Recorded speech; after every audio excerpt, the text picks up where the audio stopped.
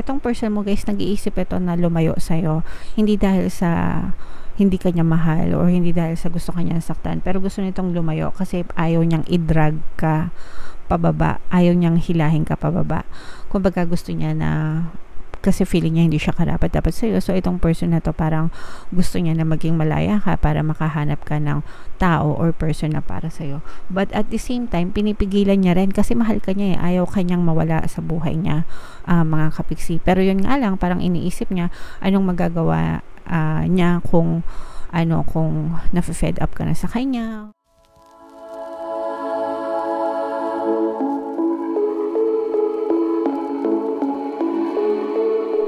Hello guys, hello Leo, welcome back to Pinoy Pixie Tarot. Ang pamagat ng ating episode for tonight is feelings reading, anong nararamdaman niya sa'yo. So titingnan natin kung anong nararamdaman sa inyo ng inyong partner or specific person. General reading lang guys, pwede mag-resonate, pwedeng hindi, combination ng positive and negative energy. Pwede ma-pick up yung energy nyo, pwede ma-pick up yung energy ng person nyo. Roles can be reversed mga kapiksi. If in case hindi kayo naka-resonate dito, try nyong panoorin yung video para sa zodiac sign ng person nyo, baka nandun yung energy nyo mga kapiksi. Alright? So dito sa deck na to guys, titingnan natin kung ano yung gustong sabihin sa inyo ng inyong person. Galing ito kay Miss May Love Tarot mga kapiksi. Kung di pa kayo nagsusubscribe sa channel niya, hanapin nyo siya, nandito din siya sa YouTube mga kapiksi. Alright? Okay. So, ito guys, no? Ito yung mga saloobin ng person mo. Ito yung mga nasa isip niya na pwedeng hindi niya masabi sa'yo, pwedeng gusto niya sabihin pero hindi niya magawa. Hindi pa ako handa para sa'yo, sana ay mahalin mo pa rin ako, sinusubukan ko ng magbago. So itong person mo guys, pwede natin sabihin na this person is a mess. Maaring may problema siya, may mga pinagdadaanan siya, maaring may yung mga personal problems like yung mga bisyo, ganyan, pwedeng mga alak, pwedeng immature, pwedeng sugal, pwedeng babae, pwedeng inom, pwedeng kung ano man, mga bisyo, mga kapiksi, no? And sinusubukan niyang magbago mga kapiksi, pero right now parang hindi pa siya handa, no? Kumbaga parang feeling niya hindi pa siya talagang nagbabago, no? Hindi pa siya perfect para sa'yo. Pero this person is trying his or her best, no, to become the better version of themselves mga kapiksi. And by that time na nagbago na siya, sana mahal mo pa rin siya. Yun yung gusto niya, no, na parang kahit na ano pa yung pinagdadaanan niya personal, kahit ano pa yung mga issues niya, ganyan, sinusubukan niya ng baguhin yon. Although right now parang 0% pa yung progress or pwedeng 10%, 20%, hindi natin alam. Kayo lang yung nakakaalam yan. Pero by the time na completely nagbago na siya, completely transformed, ganyan, sana nandun ka pa rin para sa kanya, sana mahal mo pa rin siya, sana hindi ka pa rin bumibigay sa kanya, sana hindi ka pa rin bumibitaw sa kanya. So, mga ganon. So, pwedeng itong person mo, pwedeng hiwalay kayo nito, no? Tapos, during those time na hiwalay kayo, doon niya ginagawa yung kanyang transformation. Or, pwede rin naman na in a relationship kayo nitong person na to until now, no? And talagang, parang nagre-rehabilitate siya. Ganyan. Para sa sarili niya. Kumbaga, parang ginagawa niya lahat ng effort para magbago siya. Para maging karapat-dapat siya sa'yo. And, yun nga yung yun nga yung gusto niya, na sana by those time na okay na siya, sana mahal mo pa rin siya. Alright? Okay. So, comment down below mga kapiksi if feeling nyo nakaresonate kayo dyan sa mga mensahe sa inyo ng person nyo. Tingnan natin itong mga emosyon na nakapaloob sa inyong relationship. Guys, pwedeng nararamdaman nyo, pwedeng nararamdaman nila, pwedeng nararamdaman nyong dalawa. So, tingnan natin mga kapiksi. So, may nai-stress. Malamang kayo yung nai-stress sa kanya. Pwede rin nai-stress sila sa sarili nila, no? Mga kapiks. Nape-pressure siya. Pero ayan, no, feeling na sa'yo sila kumukuha ng lakas, no, kapag kasama ka nila or kapag okay kayo, ganyan. Parang ikaw yung nagiging inspirasyon nila. Sinusubukan niya magbago dahil sa'yo. Sinusubukan niya magbago kasi pwedeng tinutulungan mo rin siya. Okay? Pwedeng tinutulungan mo rin siya.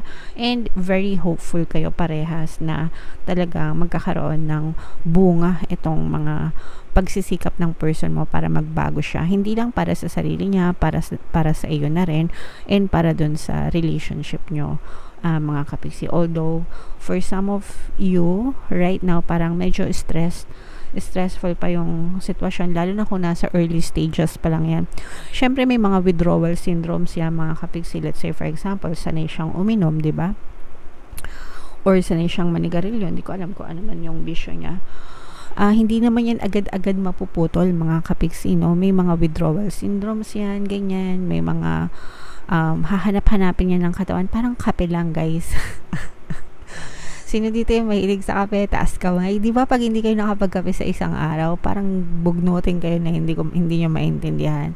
What more kung yung vision nila talaga ay malala, di ba, mga kapiksi?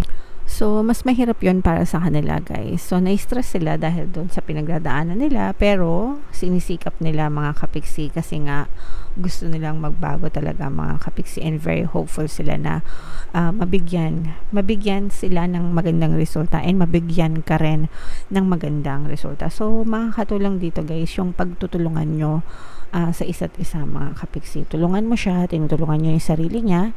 So, everybody happy. Okay? Alright.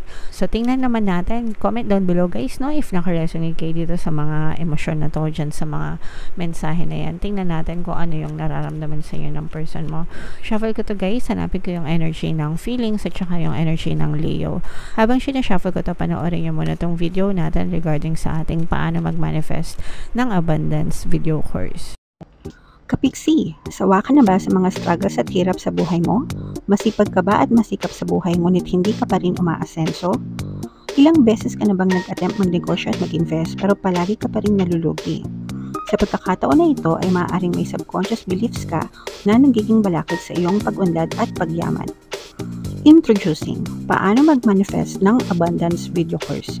Dito ay matututunan mong ma-overcome ang mga balakid mo para tuluyan ka ng umunlad, umasenso, sumagana, maging matagumpay, successful at maswerte sa iyong kabuhayan, pera, trabaho, negosyo, salapi at kaperahan ng bonggang-bongga. Dali, mag-send na ng email sa pinoypixitaro@gmail.com at simulan na ang iyong pagyaman ngayon.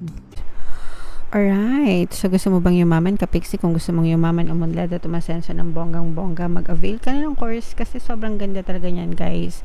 And good news, no? Dahil malapit na magpasko, extended yung sale natin until November 30, mga kapiksi, sa lahat na mag-avail ng course. Mag-avail na kayo habang may sale pa tayo. Meron din tayo, guys, email coaching, manifest your desires using the law of attraction. If meron kayo mga specific na gusto nyong i-manifest, pwedeng love and relationship, pwedeng money or career, pwede kayo magpabook ng email coaching session with me, guys. Magsend lang kayo ng email sa pinoypixitaro@gmail.com. So, ito yung feelings sa energy, mga kapiksi. Tapos Leo, guys, kayo ay represent ng King of Wands sa ating spread. So, nakikita natin dito, guys, yung pagiging broken-hearted nyo dahil sa mga problema na pinagdadaanan nyo dito sa relationship na to. And yun nga yun dahil sa mga maaring personal na vision ng person mo or kung ano mang klase yung pinagdadaanan nyo. This person, mabigat yung loob niya, no? Kung naghihirap yung kalooban nyo, mga kapiksi, mas naghihirap yung kalooban ng person nyo, guys. Okay? Pero itong person mo, guys, nag-iisip ito na lumayo sa'yo. Hindi dahil sa hindi kanya mahal or hindi dahil sa gusto kanya saktan, pero gusto nitong lumayo kasi ayaw niyang i-drag ka pababa, ayaw niyang hilahin ka pababa. Kumbaga gusto niya na, kasi feeling niya hindi siya karapat-dapat sa'yo. So, itong person na to parang gusto niya na maging malaya ka para makahanap ka ng tao or person na para sa'yo. But at the same time, pinipigilan niya rin kasi mahal ka niya eh. Ayaw kanyang mawala sa buhay niya, mga kapiksi. Pero yun nga lang, parang iniisip niya anong magagawa niya kung nafe-fed up ka na sa kanya, 'di ba? Kasi alam niya may personal siyang problema, mga kapiksi. So parang tinitimbang niya no? Kumbaga parang inoobserbahan ka rin niya, malayuan ganyan, parang nagpapakiramdaman kayo sa isa't isa, mga kapiksi. Alright? Pero meron ding presence ng another fire sign dito, Aries, Leo, Sagittarius, guys. So maaring fire sign din or fire element din yung person mo. Pero itong person mo, guys, talaga nakikita natin yung pagsisikap niya and gusto niya nang mag-mature, no? Gusto na itong person mo na mag-mature siya. Actually, nandun na siya sa stage na parang mas nilalawakan na yung pag-iisip niya, mas gusto niya nang mag-mature para maging karapat-dapat siya dun sa relationship nyo, mga kapiksi. Ikaw yung pangarap ng person mo, guys, no? Ikaw yung pangarap niya. Kumbaga para sa kanya, ikaw yung tawag dito, pinagdadasal niya. Although itong person mo, parang feeling niya, merong feeling ng betrayal dito, mga kapiksi, no? Pero itong betrayal na to, pwedeng meron din kasi siyang vision na ng bababae, mga kapiksi, or nanlalala. Kapag tayo masyadong baka matag tayo sa mga gender, mga kapiksi. So, karamihan ng mga kapiksi na nanonood ay babae, no?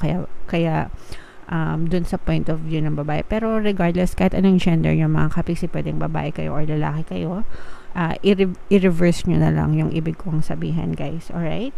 So, pwedeng merong itong person mo, parang meron din siyang vision na mahilig siya sa mga ganon, babae or lalaki, ganyan. And isa rin yun sa mga, pero yung pambababae niya or panlalalaki niya, parang ano siya, parang short time, yung mga flirt, ganyan. Nothing serious. Pero kahit na, betrayal pa rin yun, diba? Okay? Kahit na sabihin, hindi seryoso, ganyan. Betrayal pa rin yun. So, yung iba sa inyo, parang feeling nyo, may mga ganong klaseng betrayal issue sa relationship nyo. And etong person na to, alam niya yung kasalanan niya. Alam niya yung mga shortcomings niya sa iyo, mga kapiksi. Alright? Kaya kahit na gusto ka niyang lambingin, meron siyang konsensya. Etong person mo, parang parang nakukonsensya siya sa ginagawa niya, but at the same time, capriccio niya kumbaga parang masaya siya sa ginagawa niyang mga bisyo niya, sa mga ginagawa niyang easy go lucky na buhay, ganyan. Pero at the same time, nakukonsensya din siya pag ginagawa niya yon. So parang, pero hindi niya maiwasan kasi masaya siya. Masaya siya maglaro ng apoy, masaya siya sa mga bisyo niya, ganyan. Hindi niya maiwasan kapag nandun na sa harap niya. Yung temptation, kumbaga, hindi niya maiwasan. Although, sabi nga niya, di ba, sinusubukan niya na magbago kasi gusto niya na talaga magbago para sa inyo, mga kapiksi. Pero, nakikita natin na for now, parang nililesan niya na. Kumbaga, hindi na siya kasing grabe nung dati, ganyan. So, yun na yung mga mini steps niya, mga kapiksi. Parang sinisimulan niya na magbago unti-unti. Hindi man 100%, pero meron ng first step, kumbaga. Alright? If nakaka-resonate kayo, guys, yung pinaka-the best na subliminal dito is yung pampawala ng balakid subliminal, okay? Nandiyan yan sa ating YouTube channel kasi yung pampawala ng balakid, lahat-lahat na yon, bisyo, alak, barkada, even yung in-laws, yung mga third parties, ganyan, lahat ng third party na balakid sa relationship nyo, mawawala yon and kayo yung ipaprioritize ng person nyo. So, if in case naka-resonate kayo dito, pwede nyo pakinggan yung subliminal na yon. Guys, libre lang yun dito sa ating YouTube channel, mga kapiksi. Alright? Okay, so comment down below, Leo, if naka-resonate kayo dito. Ito yung ating 2024 kapalaran. Kung hindi nyo pa napapanood, guys, panoorin nyo na. Super nice, super ganda. And ito naman yung ating success stories ng paano mag-manifest ng abundance video course. Excuse me. Thank you for liking, sharing, and subscribing, mga kapiksi, and see you again next time. I love you all, guys. Have a nice day. Bye-bye.